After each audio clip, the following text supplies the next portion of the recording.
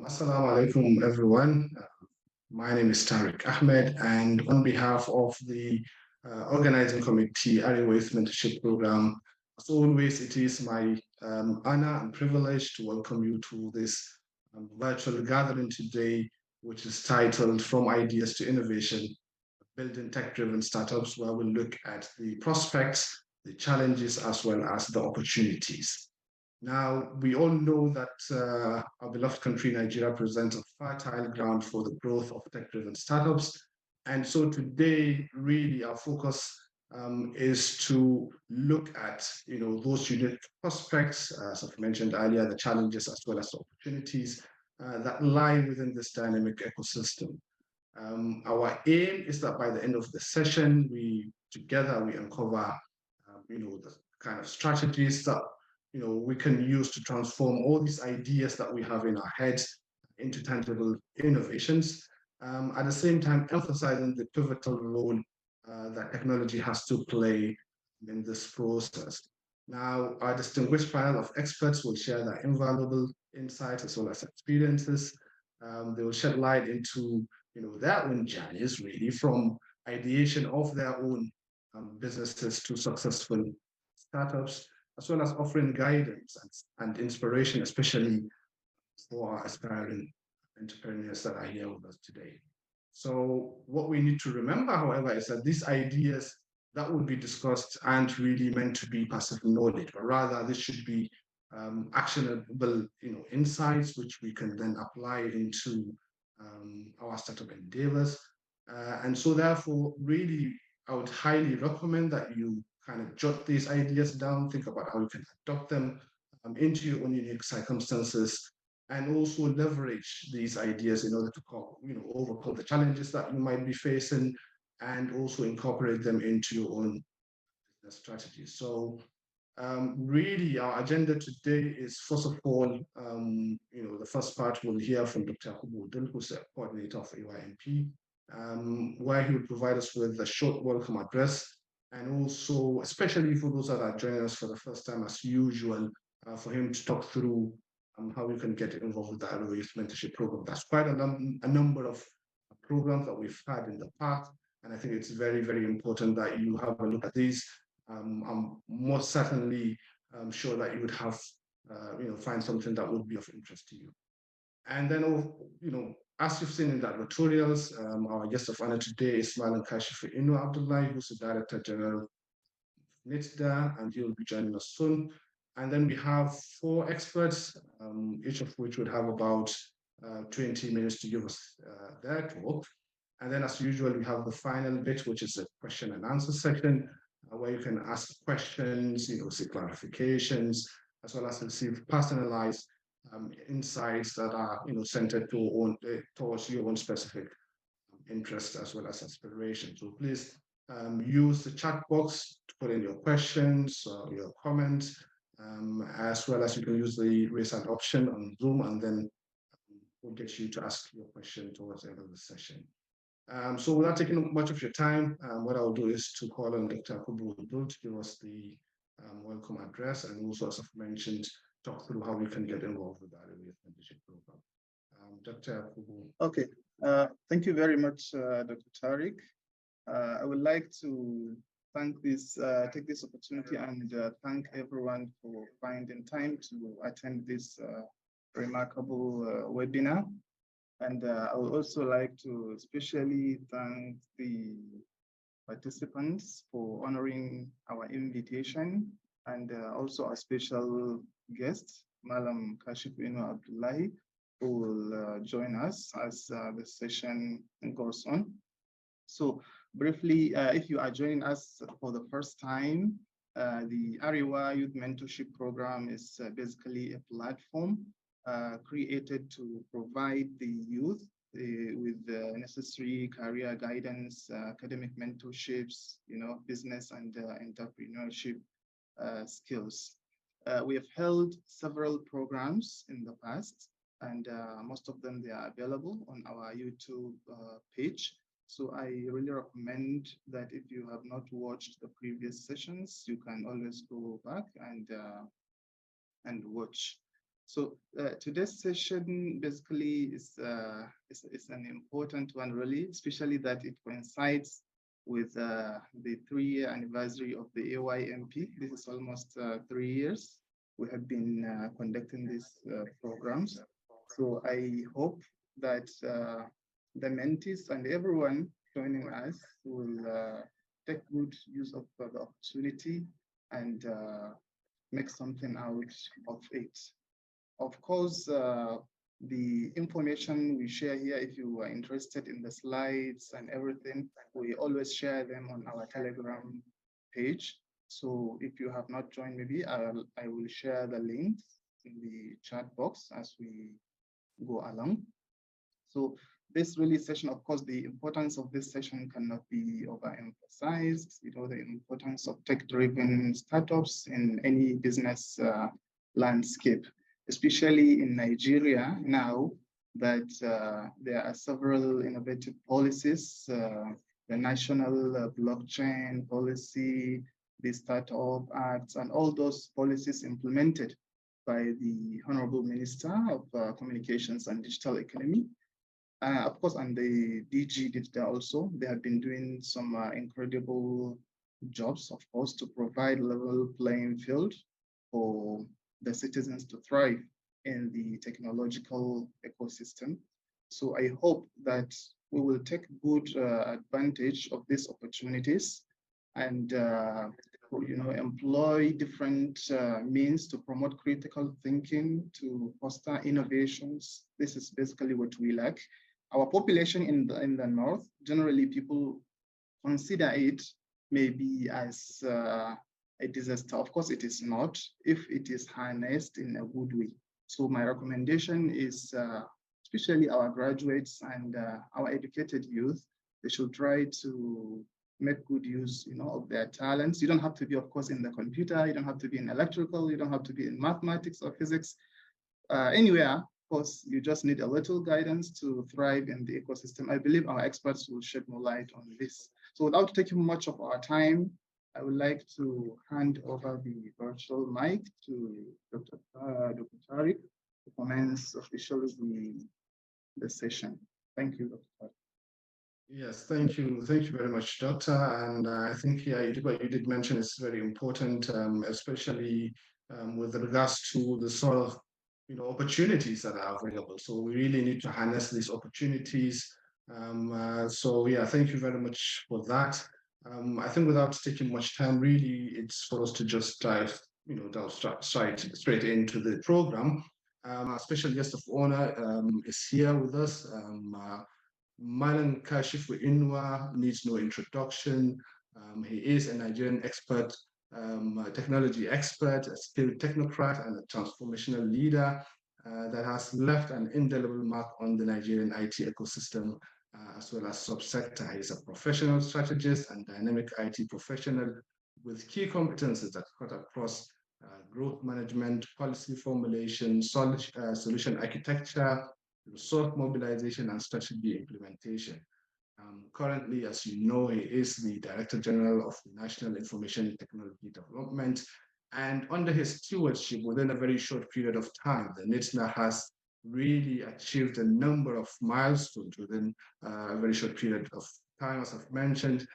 This includes, you know, he rolled out various programs towards digital transformation, talent development, digital innovation, entrepreneurship, developmental regulations, exploring emerging technology, and most importantly, what we're mentioning today, really promotion of indigenous IT content, among other things. So thank you very much, really, sir, for sparing time to be with us.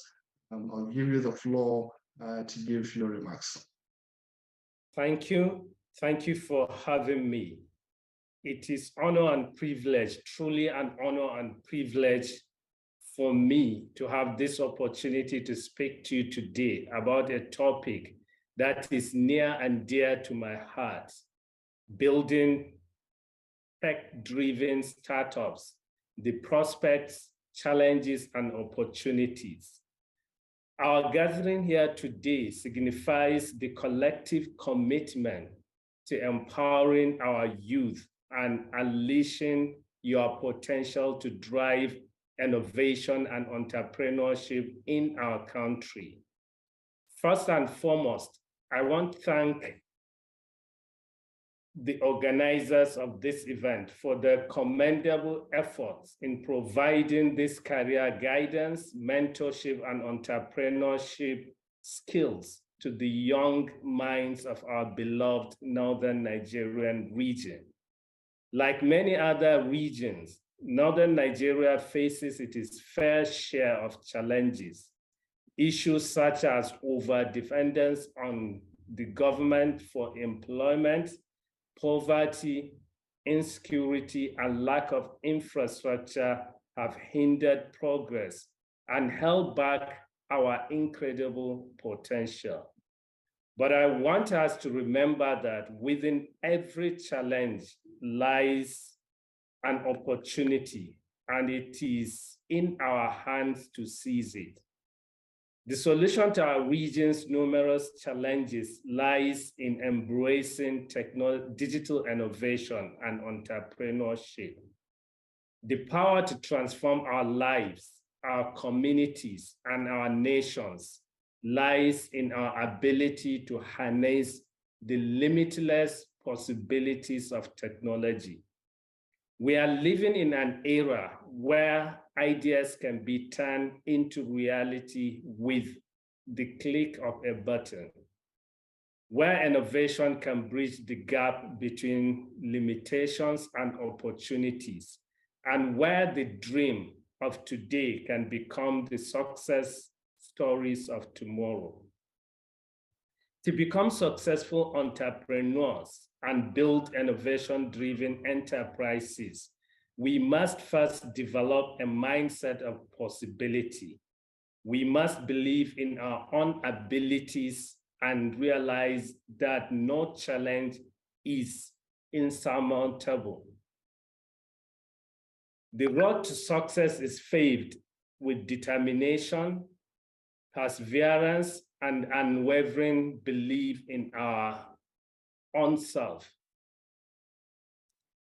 As young minds, we have the advantage of being born in a digital age, where access to knowledge and resources is at our fingertips. Let us leverage this advantage to equip ourselves with the skills and knowledge required to succeed in the ever-evolving world of technology.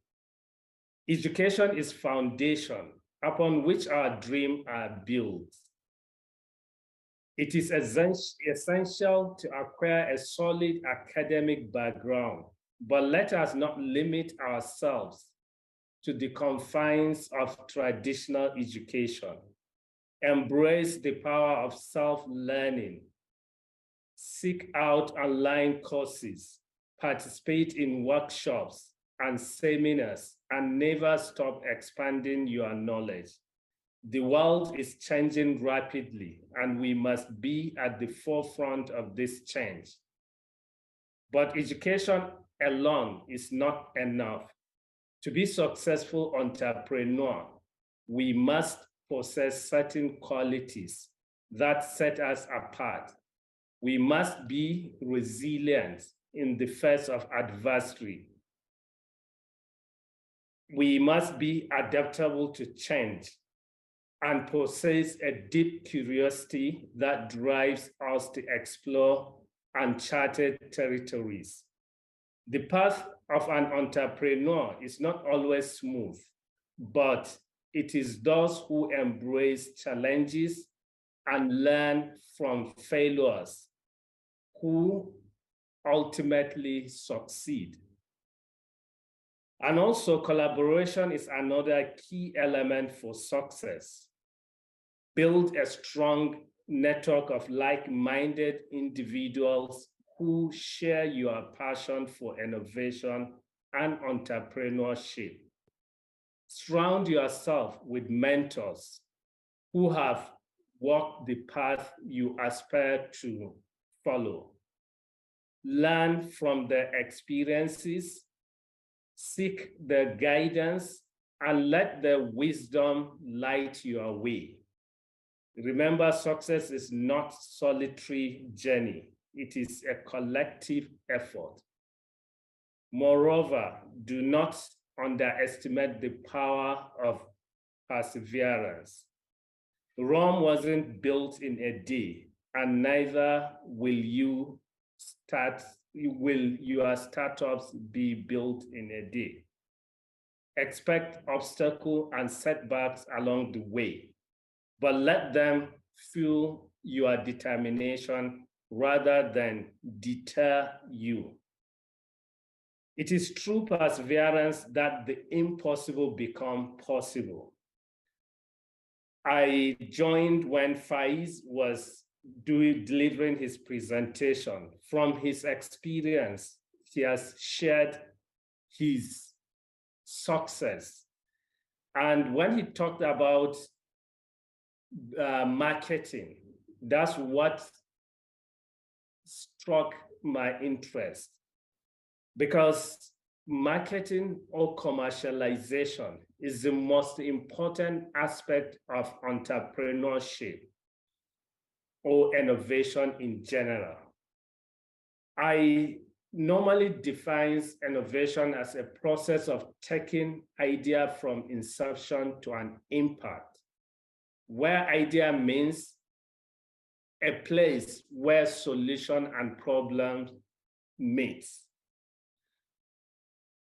I also define it as a way of invention and commercialization, because invention is one aspect of innovation where you can invent something, but whatever you invent is worthless until you are able to commercialize it. That's meant to sell it.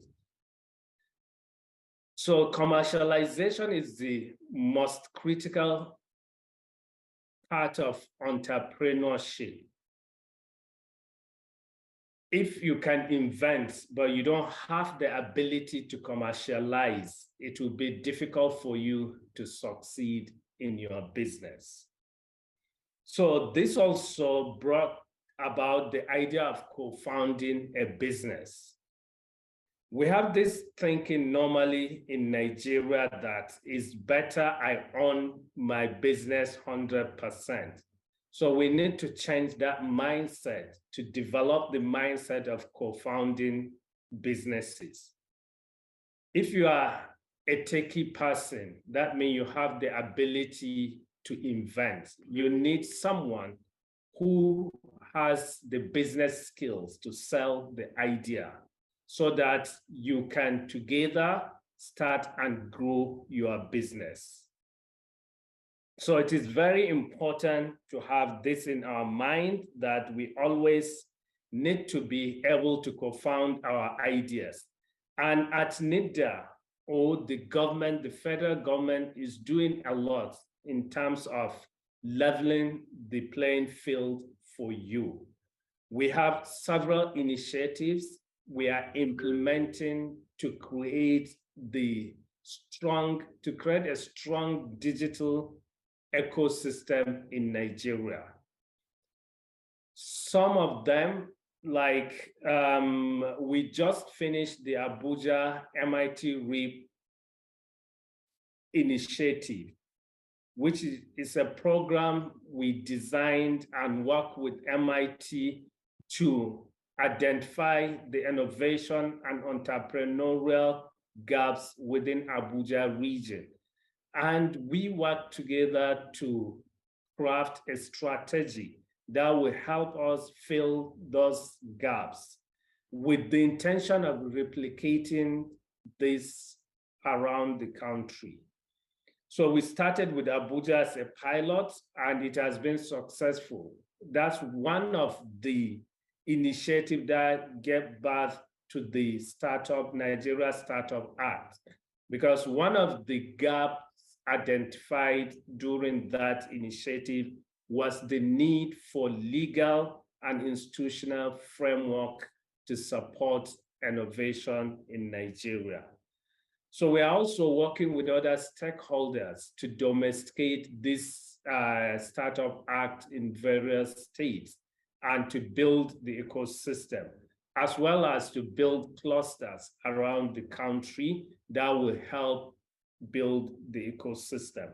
Because we have learned that you cannot succeed in isolation. You need to work within an ecosystem. And based on the MIT ecosystem model, you need to have 5 stakeholders on board to succeed. You need to have the higher institutions. You need to have the entrepreneurs. An entrepreneur can be a student, can be a lecturer, can be anybody with idea, or anybody that can start and grow business. You need to have the corporate organizations because they are the one that employ the graduate. They are the one that buy the products and services the entrepreneurs produce. And you need to have risk capitals or venture capitalists around. This is one thing we need to build, especially in the northern Nigeria. We have people that have money, but they don't know what to do with it. They just keep it in the bank. While we have the young, innovative youths with ideas looking for seed fund to start their business. So we want to develop that VC concept within the northern region to see how we can get our people to fund innovative ideas. Then lastly, but not the least, is the government. Government is an enabler. We intervene in terms of policies, regulations, and infrastructure in unserved and underserved communities. We have executed many initiatives like the MIT RIB, the Breeze to Mass Challenge Nigeria, IHatch initiative, Northeast Startup Training, and many more. And now we are in the process of implementing the Nigeria Startup Act. I want you all to take this advantage of the Nigeria Startup Act to position yourself so that we can be at par with our counterparts from the southern part of this country. I think northern Nigeria, we have been lagging behind, but most of this kind of IT transformation started from north. If you could remember, during Saminu Turaki's tenure, he established the informatics in Kazaure in Jigawa State. I know many people from the southern part of this country that came to Jigawa for different training. And also Galaxy ITT, which metamorphoses to Galaxy Backbone today. So, but today we are left behind. I think with this kind of platform, we should be able to unleash energy within our youth and also encourage them and mentor them to embrace this innovation. So lastly, as an aspiring entrepreneurs, we must be willing to take calculated risk. The fear of failure often holds us back from pursuing our dreams. But let me tell you, failure is not the end. It is a stepping stone on the path to success. Embracing the unknown, embrace the unknown, learn from every setback, and use it as a stepping stone to greater heights. Believe in yourself, believe in your ideas, and be unafraid to take that leap of faith. I want to assure you, and I believe with the kind of panelists we have today that have spoken to you, This has been a living proof that innovation-driven enterprises and growing or starting and growing businesses in North is possible. So I believe you also can start and grow your business the same way Faiz did, the same way Amal and Ibrahim Jega. Thank you all for the opportunity to be part of this event. Thank you very much. Thank you very much. I think that was wonderful, really. We appreciate, as I've mentioned earlier, sparing time to be with us today. You've talked about a number of important issues. You've provided a number of advices. Really, you've talked about the need for us to seize the opportunities that are available within the country in order to, benefit from all these opportunities, harness the possibilities that the tech industry do offer. We need to, as you've mentioned, use innovation to bridge the gap between ideas. We have, as we've mentioned earlier, all these ideas, but then how do we execute these ideas into successful businesses? You've talked about the need to develop a mindset of solving problems, of course, and that's, of course, no challenge is insurmountable. And then you've also mentioned that we need to utilize our brains. We need to be educated. We need to not just be educated, but rather, hone a number of skills. In terms of education, it's not just about formal education. You've mentioned that we need to also engage in self-learning, participate in seminars, in workshops, in conferences. You've also mentioned that, we need to be resilient, really, as well as be adaptable to change, of course, and also to be curious, because a number of times, you have to be curious enough in order to really identify the problem and then start thinking about how we can come up with a solution to that particular problem. And then, of course, embrace challenges, not just to sit back, but rather to be endearing, to embrace challenges and also learn from failures, right? So we need to not just fail and give up, but rather learn from those failures and see how we can improve. Also, a very important thing that you've mentioned, sir, is the need for collaboration in order to build strong networks, which is a key thing, really. You've mentioned the need for mentorship, which is what the AYMP is trying to do, but rather we ourselves, we need to identify mentors that we can learn from those mentors' experiences, and they would be able to guide us, achieve our goals. Also mentioned the need to persevere and also to expect obstacles, because all these journeys is not something that you would expect to just happen without any glitches. Obviously, you would have a number of obstacles. And also commercialization. I think, as you've rightly mentioned, as well as Faiz mentioned, you need to be able to commercialize your idea, not just have the idea trying to solve the problem, but not really think about how we can commercialize that to be able to get some income from that idea that you have. And also, you've mentioned a number of strategies that the government has. You've mentioned about the Abuja MIT Week, and the government is trying, as much as possible to ensure it levels that playing field, especially for us, the Northerners, in order to be able to utilize or be able to harness these opportunities that you've mentioned. You've talked about the Nigeria Startup Act. We really need to utilize all these advices that you've given us today in order to ensure that we benefit from all these wonderful strategies that the government is trying to incorporate into the system.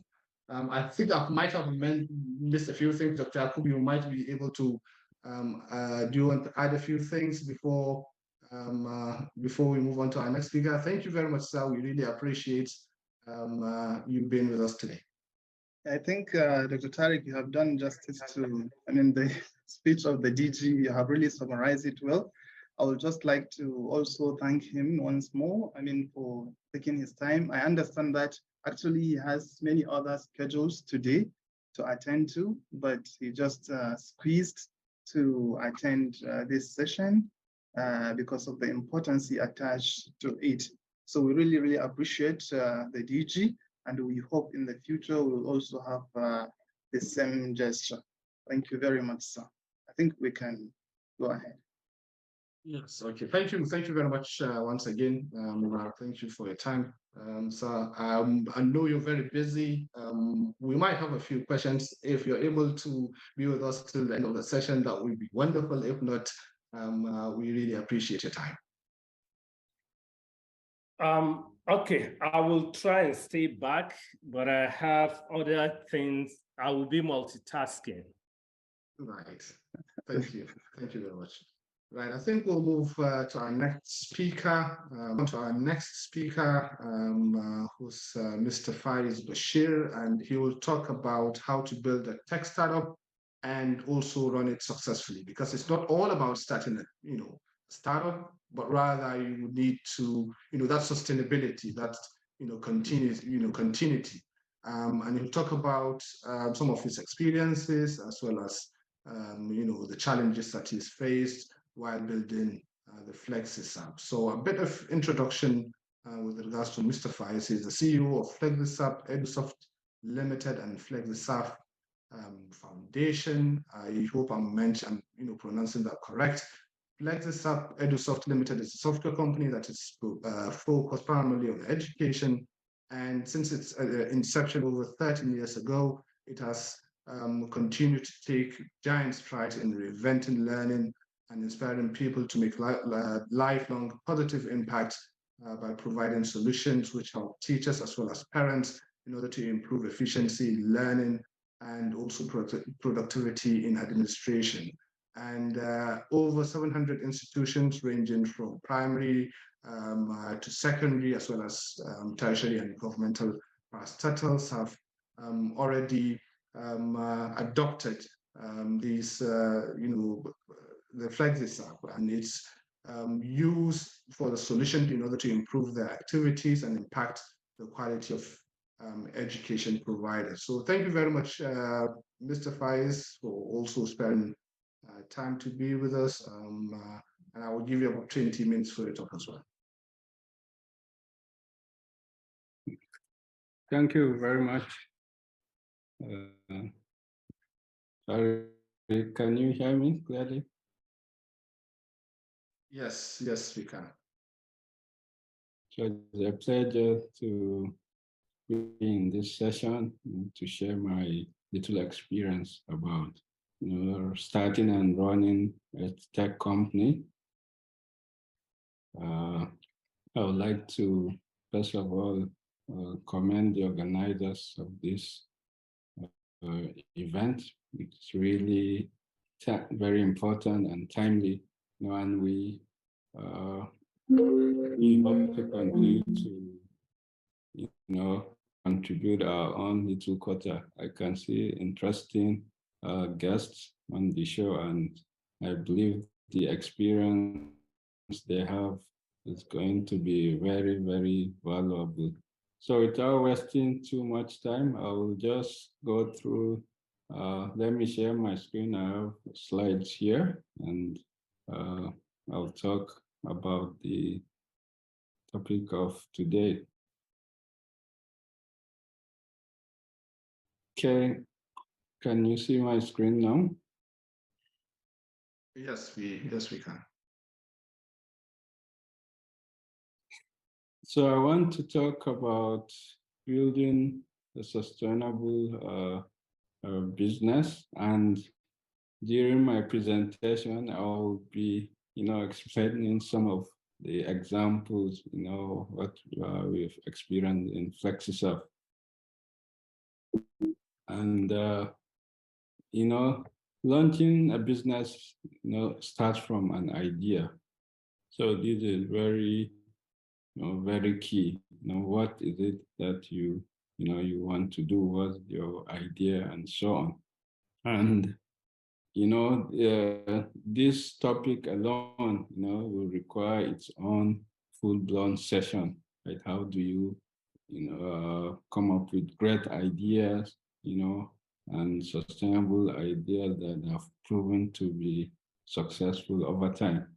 But when talking about idea, one key thing you should think about is, what problem are you trying to solve, right?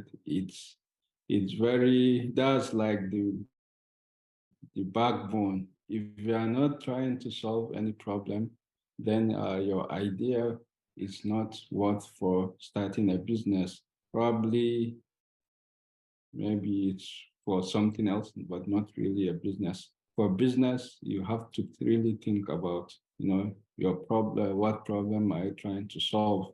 Which means you have to think about your customers, your users, right? You have to understand what are their challenges, right? You have to really be involved. There's the concept of customer development, which talks about, the whole, this issue in a very broad way. How do you, go about it? How do you start validating your idea by, engaging your potential customers as early as possible? So you have to really, solve a problem. And that's why most successful startups, if you research, you'll find out that the founders maybe first a real problem, right, while trying to do something. And then they thought, oh, wow, I can solve this problem. So it's not necessarily, oh, I have to just lock myself in a room to think about, oh, what's the problem, what idea I can come up with. Usually, if you have first-hand experience, it's mostly more realistic and also more practical, right, to start a business. This is quite maybe about 6 years ago, 2017. My friend Ahmad Nkoshi, the founder of Gigalea, he tweeted this, and since then I really love the tweet. So I always refer to it. And he says, a true entrepreneur cares more about solutions he creates for problems more than the money made doing so. Still, he ensures money is made. So this just emphasizing about, falling in love, with the problem and trying to solve the problem. This is the characteristic of a true entrepreneur. If you want to start a business just to make it overnight, and become a billionaire, then you are in for a surprise. But it doesn't really work that way. The money part is just the byproduct. If you focus on the real thing, on the important thing, then the money aspect is one of the easiest things to crack, right? But the last sentence, which he emphasized, still he ensures money is made. So if you are talking about business, we are not this session is really on business entrepreneurship, right? And we are not talking about non-profit or charity and so on. So you have to really also think of how do you make money, and that's the business model. We can talk more about business model, but each of these, like I said, can be a whole day session on its own, right? What is business model? How do you innovate around it, and so on? So relating this with FlexUp's story, for me personally, when I happened to to start programming at a very young age of 12, even though in this age you say that is even late, right? My 8-year-old son is already writing some code and so on. But in those days, it was a very, very rare opportunity to even have access to computer. And let alone program. So I fell in love with that, and while I was in school, I saw how my teachers were struggling during the end of term, and they had to manually, compile our results and so on. Unlike now, when, most times when the kids finish exams, school vacate almost immediately. In those days, they had to create at least 2 weeks, for us to finish exams early so that they can use these 2 weeks, day and night compiling, using calculators, filling in, the result sheets, using TPEX and so on. And with my little, programming experience, I thought, wow, this is a problem I can solve. And that's how I fell in love with it. I didn't know what entrepreneurship is all about. I didn't really, I was not thinking about, oh, how do I even make money and so on. So falling in love with that problem and trying to solve it was the genesis. And really that was the starting point. And till today, we focus on how do we always keep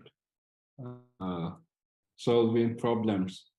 Then if you want to run a sustainable business, you have to be passionate about, your idea. You have to be passionate about what you are trying to solve. That is not the only way, that is you are going to, to continue to do what you are doing. Otherwise, there are ups and downs. You hit roadblocks and so on. And if you are not passionate, right, the next morning, we will see you running, maybe driving to the bank. You have become a banker, but you can't withstand some of the challenges. But if you are passionate, that's the drive. Sorry, if there are bankers here, apologies. I don't mean to, to hit on you. So, but anyway, you have to be passionate about it, and you have to be, practical as well. And no one says it better. I always quote this as well, like Steve Jobs. And he says, if you haven't found it yet, he's talking about your passion, right? Keep looking, don't settle. So it's like, if you really want to go into business or startup, and you are not passionate about what you are doing, it means you still have work to do. You have to keep searching. You have to find that problem that you are passionate about solving. Otherwise, I advise you not to really invest too much in whatever startup you want to go into. Then idea is very important, as many entrepreneurs make mistake of, falling too much in love of their idea, and they forget about the other important components of running a successful business, right? You see some founders that have maybe they have just an idea on paper and they are hiding it. They don't even want anyone to see it, or you have to sign NDA before they can share it and so on. To be honest with you, whatever idea you think about, 1,000 other people have thought about that idea. What really differentiates you and them, I think even Steve Jobs, there's a clip where he explains about taking action. I think that's where he even mentioned about, when he was still in school, he called the CEO of HP, I think, asking to do internship and so on. So you have to take action. Just thinking about your idea, sleeping over it without action, it's not going to take you anywhere. So implementation is very key. Execution is really important. And there are different, stages and so on as you grow. So, and that's why the key important components about execution is skills and resources. Right, like I explained to you, for me, fortunately, I learned how to program. So I had that. I didn't have to hire any engineer to build my MVP for me. Even if I wanted to, I don't even have the money to do that, right? So you really have to, it's going to be ideal, right? If you think about idea, or problem that you want to solve in line with your expertise, that will really go a long way. Sometimes, even if you have the resources and you don't have the skill, you don't understand these things, you might, have the wrong partners, or staff that will just, will be misleading you. So skills, and specifically talking about, to the audience today, the Arewa Forum, anywhere I go, for me, that's what I emphasize. It's about capacity development. We always complain that, there's a lot of gap, we have a long way to go. For me, if we can focus on just capacity development, that's the solution. And of course, secondly, resources. As your business continue to grow, you need resources. You need to, for you to be able to execute, you must have, it goes beyond you eventually, and you must do something that requires, whether it's human resource, financing, and so on. So this one is just emphasizing about the skills, right? We always like shortcuts sometimes, but there's no shortcut. If you want to be perfect, to become very good in something, right? To be proficient, there's this theory that you have to practice, for 10,000 hours of that thing. Then it becomes part of you, right? It becomes second nature. So you have to really identify, what is that skill that you want to build, to help you in your business. Then sharing and collaboration is very key. It helps in also perfecting your skills. And the third one is still about sharing, collaboration, and participating in like open source community and so on, especially for software, individuals. So resources can also be broken down into two, people and infrastructure. And like I said, these things usually require funds at the end of the day, right? So in terms of people, this cannot be overemphasized. There are some accelerators like even Y Combinator, if you know Y Combinator, that highly, recommend that you even have a co-founder. Like I said earlier, it really goes beyond you as a person, and that has helped me, personally with Excel. I think from the early days, I realized that this is not about me, right? I can't do everything, especially as you continue to grow. So identifying the right, people to work with, from whether it's your co-founder or as you continue to build the company, recruitment is really something very important and key that you have to focus about. And then for software, company, the infrastructure you build and so on is also important. And fortunately now, cloud computing has made these things, easier and so on, and you can start quickly. And of course, this time around, you can't talk about the advancement of technology without mentioning AI. So all this, with the cloud platforms, they make it easy for you to start.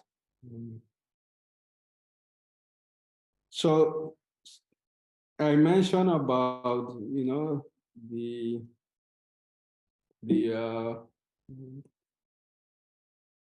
the people resource, and it's all about team building. So this is just like what Jim Collins, the author of Good to Great. There's one of the key characteristics in the research he did for successful big companies among the Fortune 500 is getting the right people on the right bus. He was so radical about this that he even says you should not even care about what role will they even play or what seat will they sit on. Just get the right people. When they come, figuring out what they will do is the easiest thing. So you really have to pay attention to when you start going and you need to start hiring, you have to pay attention to your recruitment process. Like this is also another subject on its own that has a lot to talk about. Don't ever make the mistake of, oh, this is my cousin, or I know this person and so on, and you just bring them on board. You have already killed your business from day one. You must start from the early days. You must have your own standards, right? What are there should be smart creatives. What are they bringing to the table? And then of course the personality is important. You want to behavioral is key, and this is also many experts say that they hire. So they focus more on behavioral than even the technical skills.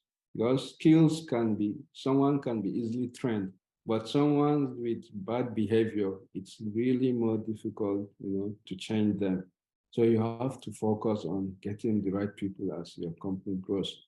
Then motivation, this as you build your team, things around leadership will start coming up because you work, with people and so on. How do you motivate them? Are they, do they understand the vision? Do they key into it, or are they just passengers? So you have to pay attention to that. Communication is also key. This cannot be overemphasized, right? And this Richard Branson, so there's a quote about, communication where he says, if there's one thing, or if there are three things that you should really make sure you do it very well, they are communication. Hello? Yes, we can hear you. Are you there, Mr. Faiz?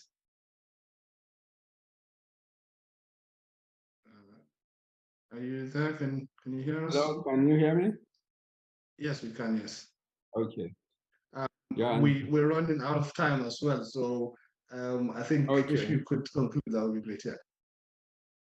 Yeah, then of course, culture is very important, right? What culture do you want to build in your organization? That is also really important, and what will help you to sustain your business and continue to grow.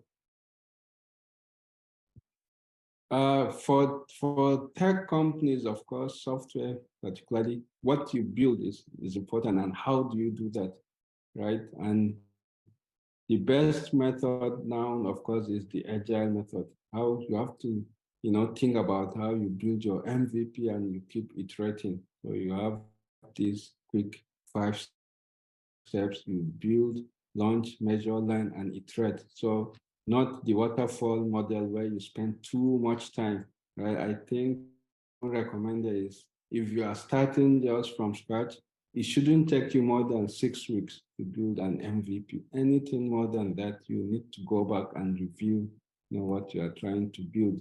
Then your business model. Remember, we said you have to think about how you make money, even if you want to make impact in the society. If you have a sustainable business, it gives you the leverage, right, to achieve that. So is it a freemium model? Is it a subscription-based advertisement?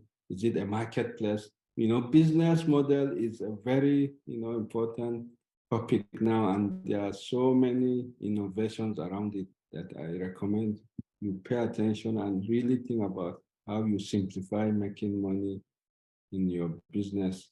Funding, this I think a topic or subject many startups are interested in. They want to raise funds, right? So but there are different ways to run your business. Do you want to bootstrap like Zoho, or even many companies, achieved a lot before they even raised any kind of investment, even Atlassian, the people, Jira founders, and so on, right? Or investments. So if you want to go the route of investment, you have to convince, the investors, and you have to really think about how you communicate your idea. So the pitch is key, and quickly, the key things you should focus in your pitch is the problem, then how are you solving it? Business model, we've talked about business model. You have to clearly understand how you make money. Then scalability, how can you, repeat, your sales process to grow your business? The traction, you should be able to, many founders make mistake of just having idea on paper or just building without trying to go out there to sell. Your first customer is very important. I always emphasize that.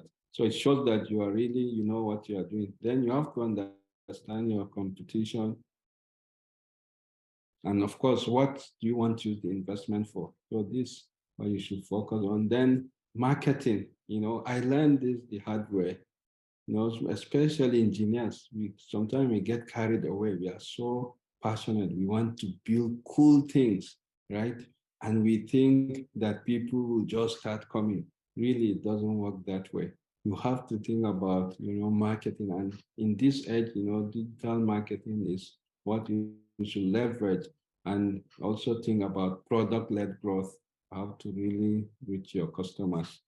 So fortunately for me, I think I've gone through different phases and I quickly understood, like I mentioned about, people. Then quickly I had to do some sales, to support. When you start getting customers, you realize, wow, it's not just about selling. You have to support them. And then you realize that, oh, it's now about, managing people, right? Then leadership, and so on, which is really my focus now. How do I keep the vision alive? How do we make sure that people are passionate and happy about what they are doing, and their ambition, align with what we are doing. So these are some ingredients, you have to keep driving, to make sure you sustain your business. For us at FlexServe, really think we are just starting. There's still a long way to go, and I'm always a student. I'm still learning, and we look forward to to what we'll achieve in the future. Last words: be passionate, remain focused, and be committed. Thank you very much. Thank you very much, Mr. Faiz. I think that was a wonderful presentation. We really appreciate you sparing time to give us this talk.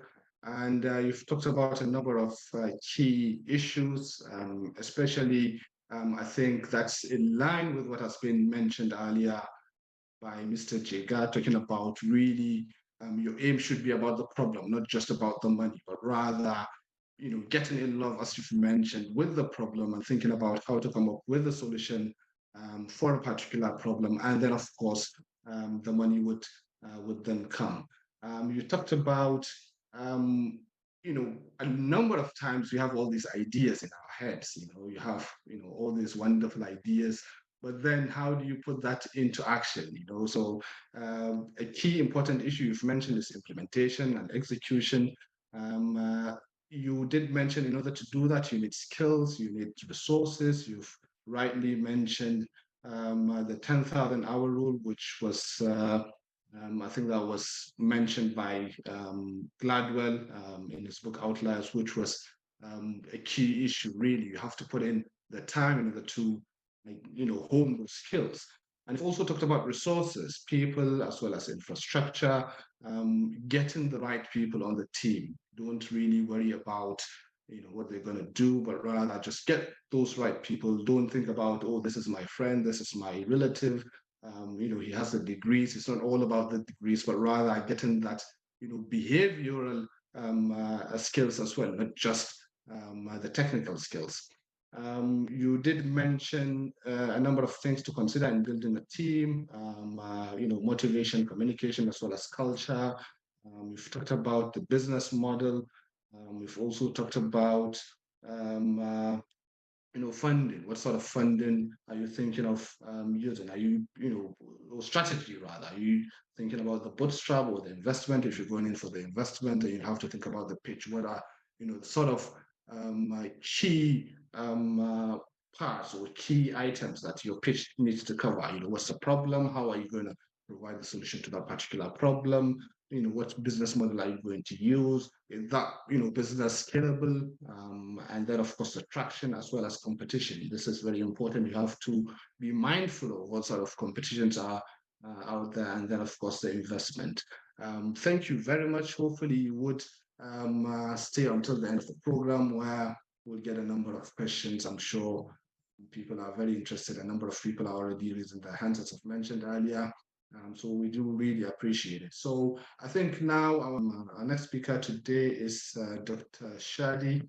And Dr. Shadi would talk about the steps to take in building traction for your SME business. Brief introduction of Dr. Shadi. He's a graduate of BSc Economics, Masters in Banking and Finance, Masters in Economics, and a PhD in Economics. And in December of 2011, the Tony Elumelu Foundation awarded him as the best graduating MSc Economics student from Usman Danfodio University. And by 2015, by May of 2015, he was invited to attend the Global Emerging Entrepreneurs event organized by the United States in the White House. And that same year, Dr. Shadi attended the Global Entrepreneurship Summit in Nairobi, where he had a very rare opportunity to speak on the same stage as the President Obama. I've cut his CV short, as always. Apologize for that. He's a former lecturer of the Department of Economics, Usman Danfodio University, and he's presently the Chief Executive Officer of Brilliant Footsteps International Academy in Nigeria, Brilliant Education Strategies and Training, Brilliant Strategies and Consults, and free co-lecture series, Global Coordination Offices.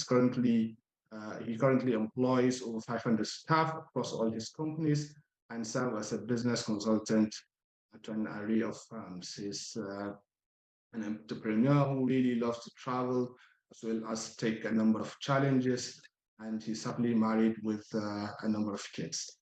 Thank you very much, Dr. Shadi. I'll give you about 20 minutes for your talk. All right. أعوذ بالله من الشيطان الرجيم. بسم الله الرحمن الرحيم. السلام عليكم ورحمة الله وبركاته.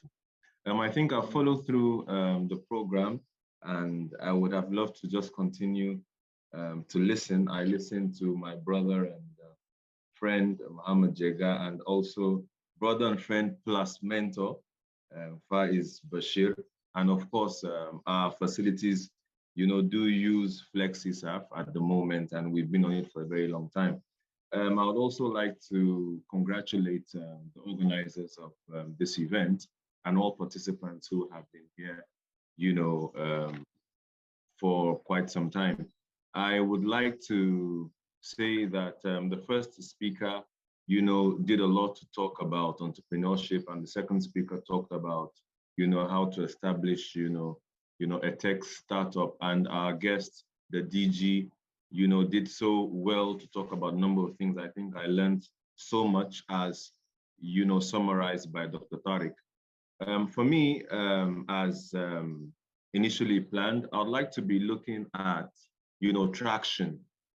At the end of the day, when we do get our startups active, when we realize we've moved from ideation to actually implementation and active flow of a business through an entrepreneurial mindset as established by the first speaker, the next thing we begin to think about, which is necessary for us to focus on, is traction. And today we'll be looking at those steps that we need to consider in building, traction for not just our SME businesses, but also sustainable SME businesses. And I'd like to break it down. I think I'll be sharing my screen now. I have a couple of slides, just not too many slides, I have a couple of slides that I would like us to look at. So we'll be looking at steps to take in building, traction for our SMEs. And I'll just look at three basic points. That is, what's an SME kind of business and the essence of traction in our businesses, and the steps entrepreneurs should take to build traction. I hope I have time to discuss, the differentiation between entrepreneurs, businessmen, as I would be trying to look at the difference between profitability and making money at some point. Now, when you talk about SMEs, it's just a nomenclature, of small and medium enterprises. It could also mean small and mid-sized enterprises. Whatever, you seem to recognize as an SME, it's more or less, a company, that is categorized by number of employees, values of assets, and this can be, unique to different countries and industries across the world. So where some countries and industries look at small and medium enterprises or small and mid-sized enterprises from a perspective of the number of employees accruable to such,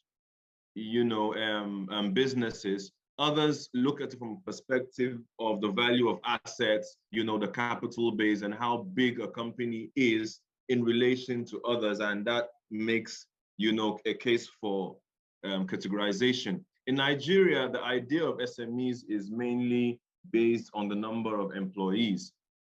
Micro enterprise, as we can see, could be seen to be a business that employs between 1 and 9 people, a small enterprise between 10 and 49, medium enterprises between 50 and 249. Now, why is this important to us as Nigerian entrepreneurs? Entrepreneurship, my brother and friend, Mohammed Jega, has said so much about that, so I wouldn't want to, take us back. However, entrepreneurship, tends to focus on ideas that are pushed out to solve problems, like Faiz, reiterated and said, push out to solve problems that hit on a business ecosystem that makes most entrepreneurs, clear startups, so an entrepreneur doesn't just plunge from his idea into a multi-billion-dollar firm, projecting himself into the industry so very aggressively. No, most times the storyline of Nigerian or African entrepreneurs is, that modest, commencement of the idea into implementation, into a flow of the process. And more often than not, you tend to see that we are characterized by, a small group of people coming together to build an eventual big business. So most startups, in Nigeria are around, the unique perspective of an SME. Sometimes entrepreneurs, we're not used to, these officialized cliches, of business, SME, administration. No, we see ourselves as expanding our thoughts into the reality of action. So moving from the idea to the practical implementation of those thoughts that we actually have. So of course, when you mirror this information against the officialized cliche, of an SME, you see that most times, entrepreneurs, they rally themselves around being proponents of, SME, small and medium enterprises. And we now ask ourselves, as an SME, why do we have statistically most startups in Africa, Nigeria to be precise, do not survive the first 5 years? Statistics, hold that in some cases, extreme cases, 60% of startups do not live beyond the first 5 years of existence.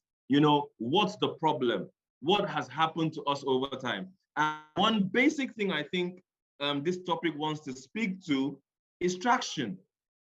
But first of all, what do we mean by traction? Why is traction important to entrepreneurial sustainability in terms of moving our ideas into a progressive flow of an established entrepreneurial activity? I'm trying to move away from the use of some common terms, and I'll explain that a bit later, like business, SMEs, and all those kind of things.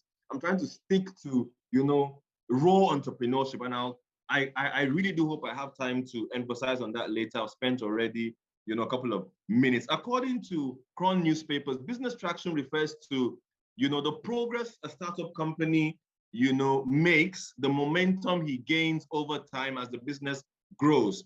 And when this is lacking, you see that sales dry up, the customer base dwindles, regardless of the effort put into the enterprise. It applies to nearly every kind of business, whether it's a service or product-oriented kind of business. Now, traction is very important for us to identify sustainable entrepreneurial, experiences. And sometimes we usually measure traction from a perspective of customer response, or revenue as indicators of success for traction. So when you look at traction from a point of customer response, you want to be looking at your turnover in terms of sales and how, your entrepreneurial activity, your idea being implemented practically is being, patronized. What is the response of your customers? How do they feel? How do they react towards, that product that is now in the market? So you could look at traction from the perspective of customer response or revenue generation over time. So you want to see traction, from a perspective mainly, dealing with customer response, in my advice. As the managing director of Brilliant Footsteps International Academy, I think we started in 2012. And over time, maybe as a student of economics, I've tried to measure the traction. And I observed that starting with about 68 service recipients, that students are not actually clients, they are service recipients, their parents are clients. We started with 68, and presently we've grown to about 3,000 plus learners, within a period of 10 years. So that wants to make you check, how has customer response and patronage been over time? And you use that to gauge the effect of your business. And that's why you see, we tend to want to emphasize on traction more than profits, because, there are times, and this is a discussion, a topic in itself, profit versus traction. Which way do we go? Sometimes there's a relationship that's negative, it's inverse, such that profit sometimes could, if not properly handled, affect traction. And I think we'll talk about that, much later. So companies like Amazon, Tesla, and Uber, they have an excellent traction record. And, this has de-emphasized profitability. So you see, Elon Musk, he talks about usage of his product more than the numbers he's making from sales. And we tend to want to ask, why traction? Why do we want customer response? Why do we want our revenues high? Remember, revenues are related significantly and proportionately to traction.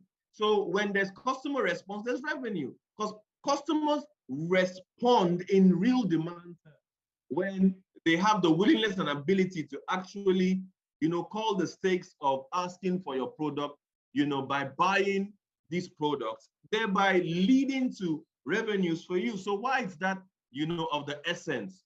Number one, it builds up higher longevity levels. When your traction is high, for instance, at Brilliant International Academy, we've been able to grow, by thousands of percent within 10 years. And this has given us, in the first 10 years of existence, that ability to be sustainable because we focused on, customer responses, on traction, making sure we build, a customer base that wants to actually, key into our product. Two, we want to talk about traction, also because of business sustainability that should lead to growth.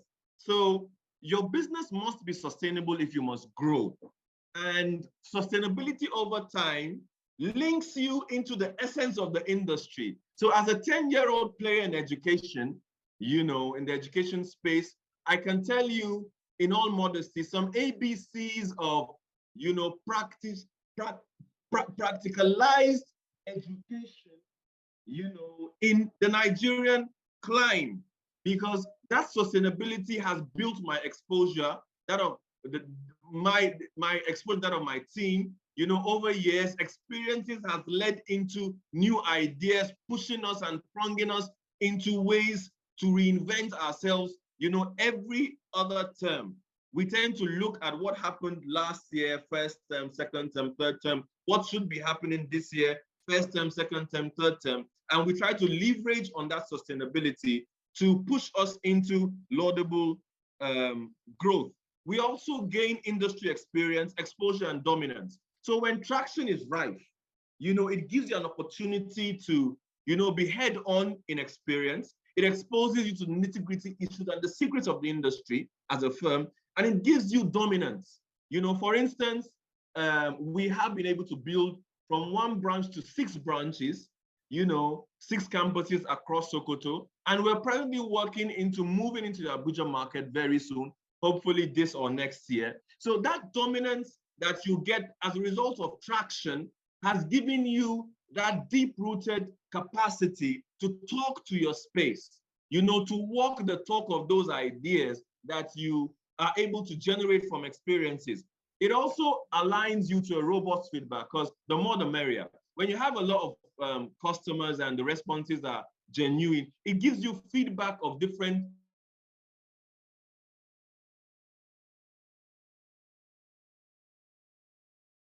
orientations, cultures, ideas, challenges, and so on. I do hope I'm still asking. I do hope I'm still very much on, because my network doing a bit, alhamdulillah. Like I said earlier, looking at the essence now, because for the want of time, I'd like to move very fast. Now, what steps should entrepreneurs take to build traction? And I'm going to be discussing this from an organic point of view. When I say organic, I'm going to be leveraging on, would I say, a 15 to 20 year experience as an entrepreneur, not businessman. I hope the Arewa Youth Mentorship Program could focus another topic on the distinguishing factor between entrepreneurship and business, because I don't like using the word business or businessman and so on. And when we have time to discuss that, I will try to contribute to clearing the air on the differences. As an entrepreneur, 20, I would say, years experience and 14 years experience in education, I would like to, organically contribute to those steps I think we should consider as entrepreneurs to build traction for our businesses. First of all, I have identified the smile factor.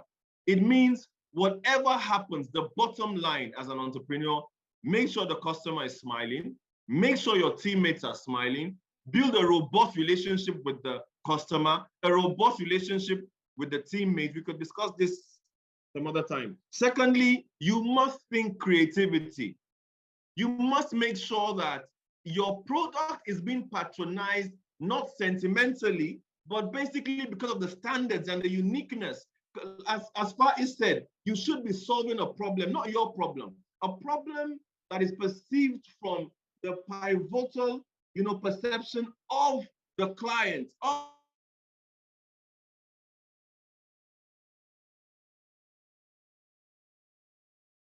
the consumer, not of. Yes, salam. That was a phone call that came in. I hope I'm still online. Okay. Subhanallah. Yeah, we lost you for a few seconds, but we can hear you now. Okay, fine. So creativity, I'd like to go very fast now. Creativity, you should think of how do you, the new toy syndrome, I like to use it to talk about creativity. When a little kid is given a toy, it only takes, do you imagine why a child, rips open a new toy after 2-3 days, dumps it? This was a toy he cried for you to buy. It's because a child is an evergreen human being. His curiosity levels are highest, at the young stage of his life. So he wants to always, have new things in front of him. So he dumps old toys for a new one. So a parent who understands the new toy syndrome, you retrieve a toy, halfway into the anxiety of a child, replace it with another, and bring it out maybe a month after. This creates that, love for the child or want for the child to have that toy over a period. So the new toy syndrome in business is the customer wants a change every time.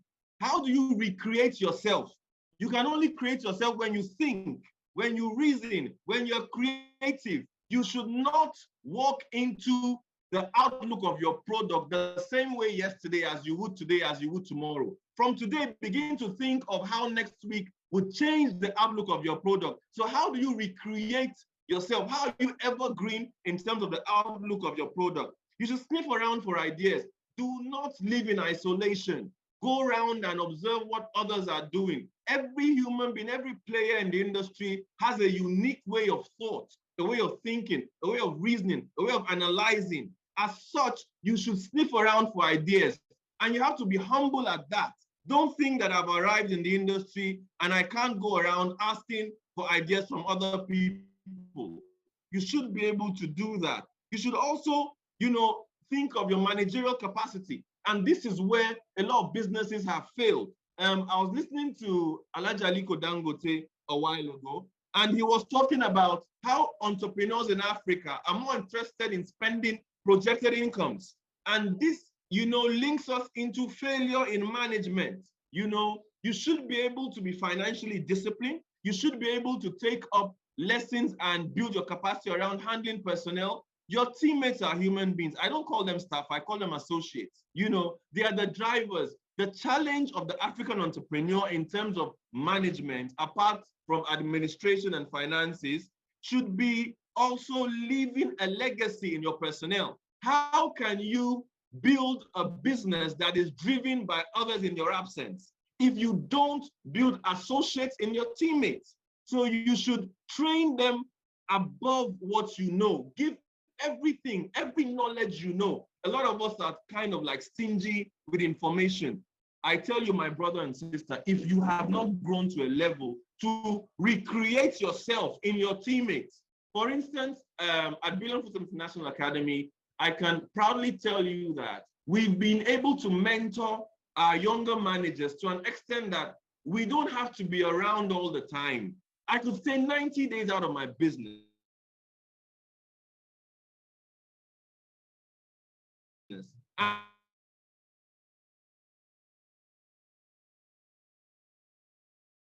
We've lost you there.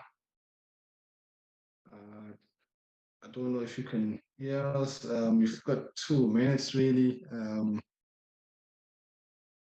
We've lost you there, unfortunately. Dr. Sadi, are you there? It seems like we've lost Dr. Shadi, but just picking up on some of the things that you've mentioned, he started his presentation by talking about differentiating really between micro, small, and medium enterprises in the country, in Nigeria. And then he talked about what really traction is, why he said this really looking at the progress or the momentum of a business as it grows. And he talks about, what are the key KPI, the key performance indicators that one needs to look at in order to identify traction, where he mentioned customer response as key. He did mention that others look at revenues. However, he emphasized the need to look at customer responses. And he also mentioned something interestingly that revenues, or rather profits, could sometimes affect traction. But really, why do businesses or entrepreneurs? He did mention there's a need to have a session where we can clearly identify or clearly differentiate between this. Hopefully, would give you, have some time to get you back to make a presentation on this. But really, as to why, he did mention that a positive traction will build up longevity, as well as business stability or sustainability, which would obviously lead to growth. We talked about industry experience. So as you build that traction, what happens is you become more experienced. You get exposed to a number of positives as well as negatives within that business, as well as dominance within the field. And he mentioned how he's been able to really grow within a short period of time, and also robust feedback. So we get feedback on how to improve your business, if I should say that. Just because we're running out of time, I think I'll stop here.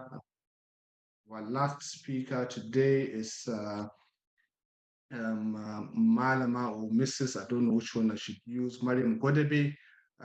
She's going to talk to us about how to prepare your startup or SME for funding opportunities. A bit of introduction of Maryam. She's the founder of Blue Sapphire Hub, a hub that nurtures talent and fosters innovation. And she's a passionate academic researcher, a startup mentor, and also a social innovator. She has a bachelor's degree in software engineering from Coventry University, and also a master's in computer network management from Middlesex University. And she is a 2022 Outstanding Woman in Tech award winner by the National Association of Nigeria. And in 2020, she was featured in Forbes Africa 30 under 30. And Maryam is also a 2021 alumni for International Visitor Leadership Program in Science and Technology by the US Department of State. Maryam, we're running out of time, a little bit behind schedule. So usually it's 20 minutes. Really, if you could finish within 20 minutes, that would be really awesome. Thank you. Okay. Assalamu alaikum wa rahmatullah. Am I audible? Yes. Hello. Yes, you are. Okay. Yes, you are. Good afternoon, everyone. I will try as much as possible to be on time. Inshallah, I would use the next 8 minutes so that I will be on the hour. Inshallah. So it's really an interesting and engaging conversation. I really enjoyed every presentation that has been done. So you saved the last for the lady on the panel. Thank you very much. And I'm glad that I see a lot of attendees, a lot of women in the attendees. So, and I look forward to sharing the little knowledge that we have in the ecosystem. I would share my slide now so that I can quickly go through over it, not to bore you with. So is it visible? Yes, is it? I mean, it is just not on the full slideshow. Okay. So I think this is the most part where SMEs and also startups are always keen to hear about where am I going to get funding, how am I going to prepare myself to get funding. And this is the aspect that it really, without funding, a lot of startup will not see the day of light. and a lot of northern startups that have innovative ideas and have come up with innovative solutions that would solve community challenges have not been able to see the light of the day because of the issue of funding. So, and if you're not really prepared, funding can be very challenging, can be very difficult to access. So you have to be ready. And these are some key points. I think I prepared about 7 slides to do it. So the first thing is, where can I get the help? Because sometimes, like for Mr. Faiz, he's lucky to be able to access computer at a very young age, and he was able to bootstrap to start from the initial to build his MVP and all that. Well, some have ideas, but they don't even have the know-how of building that MVP. That's why a lot of points that was raised by the DG and also the rest of points that was raised by other panelists on team is important. So joining an accelerator is one of the first steps that you can take. There are some accelerators that look at people with from the pre-idea stage, people that are thinking of coming up with ideas in the health tech, security, peace. A lot of accelerators are looking into that, and they are willing to support. And these accelerators are looking at providing free stops. So you can look at within the borders of northern Nigeria, there are so a lot of incubators there. Blue Sapphire Hub is there, Startup Kano is there, Innovate Lab, DD Hub, TT Labs, She Mentors Initiative. And for some, they would say, okay, I don't want to go through these accelerators. I haven't seen anybody got, I haven't seen anybody I haven't seen anybody that any startup that has been able to raise funds from there. Most people get, well, there are a lot of, that's why these places actually they don't give you the money, but they actually prepare you and give you the necessary skills to be able to be ready when the funding comes so that you can be able to access those kind of opportunities. And if you don't want that, you just need to find yourself a mentor, someone who has been able to, who has experience within the sector you are trying to set up to set up a business from, or someone who has the connection to be able to give you access to resources, to give you access to expertise, to be able to come up with your idea and also get your startup access to funding. So, and as just like I said, currently there is a new community that is coming of Northern Founders Community, which is bringing out up startups and also the tech hubs together. So when you are part of that community, you'll be able to link up with a lot of opportunities from there. So sorry, sorry, are you still on the first slide? No, I've moved to the next slide now. Okay, talk. Yeah. So, and then so I think we're still on the first slide.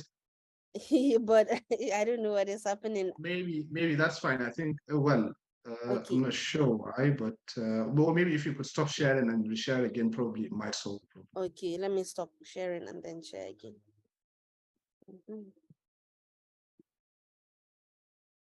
Yes, are we together now? Yes, much better. So to prepare your startup to be able to access funding, one of the major things is, who are your target customers? You as a business, if you have not really understood your target customers, you cannot service everyone. You don't understand your target market. You don't understand, you cannot, if you, let's say we have 20 million people that are looking for mobility solution, but then you cannot service all of them because they are middle class, they are high class, they are people that already are using your substitute. So you have to understand your target audience before you can be able to service them. Then how would you generate revenue? As much as you are looking at impact, just like Mr. Faiz said, and as much as you're looking at impact, you have to look at how am I going to generate revenue for my business. That's where the business modeling comes in. That's where you need to like really outline your business model. What are the expenses? How much do I need to spend in terms of building this product, in terms of manpower, in terms of research? So all these expenses, you need to really have understanding around that. That's why access to mentor and access to accelerator would help you to be able to shape all these things. There are a lot of business model canvas, lean canvas, and market opportunity assessment canvas that can guide you on how to build on these things. And how much money do you need to raise? You cannot just come and say, I need money without knowing how much you need the money, how much money you need. So that will also help you to fine tune and get to understand how much money you need to raise. Then how would you use the funds? So if you get the money, if I give you this money without you, that's where the expenses comes. And then you tell me, okay, if you give me money, I'm going to take 20% in the operations, 10% in the product development, R&D, and you just break it down in such a way that, okay, it's well explained. Just like marketing is key, don't forget to include your marketing in the funds. Don't look at, okay, building the product as the only funds that you need. You need to take into consideration other things, aspects that would help you to be able to convince the person who is going to give you the money. And what is your exit strategy? It might be okay, IPO. It might be what we are not hoping for, liquidation, and much more. So you need to have an exit strategy of, okay, after some time, this is how I plan to exit the business, how I plan to get other people on board to grow the business. Okay, so to be prepared, of course, strong team is key. Because everyone that wants to invest, people invest in people. Who are this team?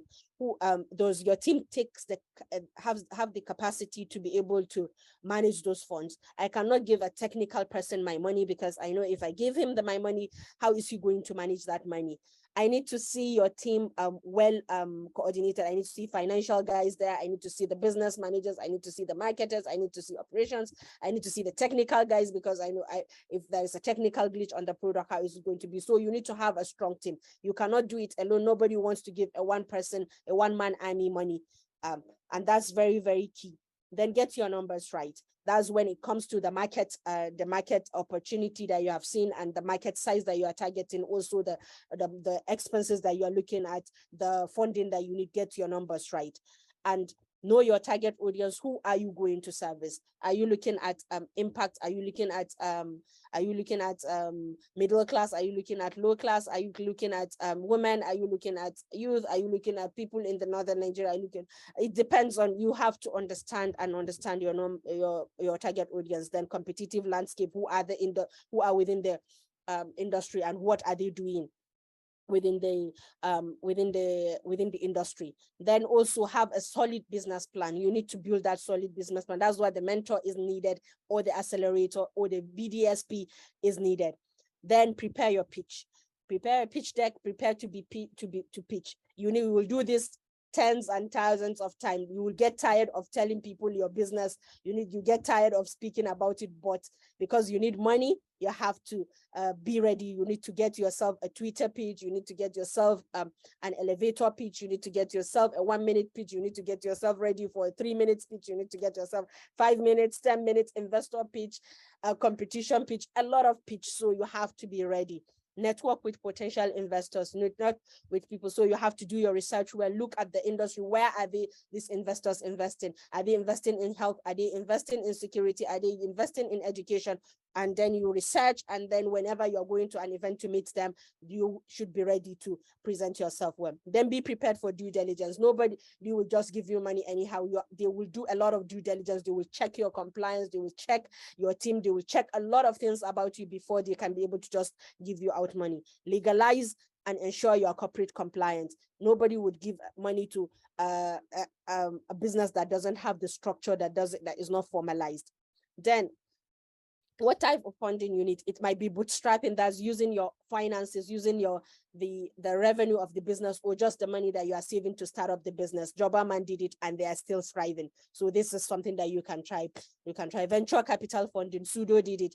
I think if you can remember, just like he said, if you try this, they started with Claudiora, Payant, and then they did Sudo, and they were able to raise. And this is a startup from northern Nigeria, Kaduna State. And then they raised $3.5 million. This is something that is, it hasn't happened in the northern ecosystem, but it did happen. So it's not like, okay, it's not possible to achieve that. Angel investing, Andela is an edtech solution, an edtech platform that was able to get access to angel investing. And this is a small amount of money that people will come, a group of people will come, and then they will just invest in the startup. There is a crowdfunding, Thrive Agri, which is one of now, it's really thriving. It's really, and they were able to raise their funding from crowdfunding. They did launch a crowdfunding campaign, and they were able to raise the funds. It's not every crowdfunding campaign that gets money, but of course, Thrive Agri was lucky to get it, and they have been able to get it from a lot of people on the ecosystem.